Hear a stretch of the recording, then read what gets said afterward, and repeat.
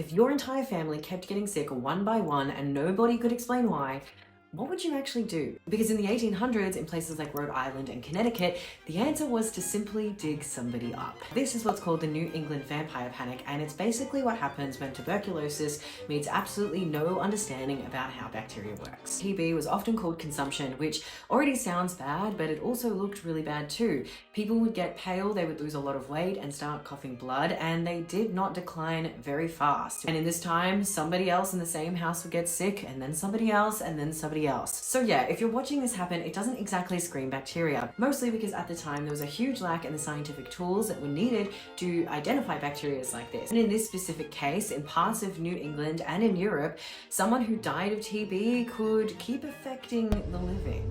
Family members of lost loved ones would exhume their bodies and look for what they thought were signs of vampirism. They were looking for things like blood that hadn't dried properly or organs that still looked kind of intact. In the cases that are documented, we now know that the cold ground would have slowed decomposition and the organs look weirdly preserved because of this. But if you didn't know this, it would look really, really off. So if convinced of this vampirism that was affecting your family, you would obviously try to fix it, right? Sometimes that meant just flipping the body over in the grave. Other times, more often than not, they'd remove the heart and other organs and burn them through ritual.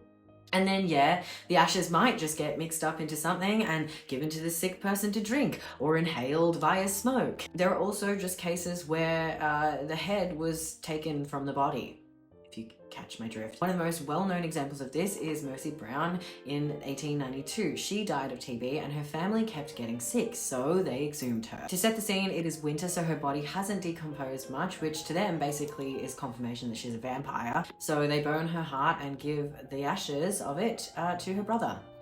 And he still dies. Now, and this feels obvious, tuberculosis is caused by bacteria, not your vampire sister.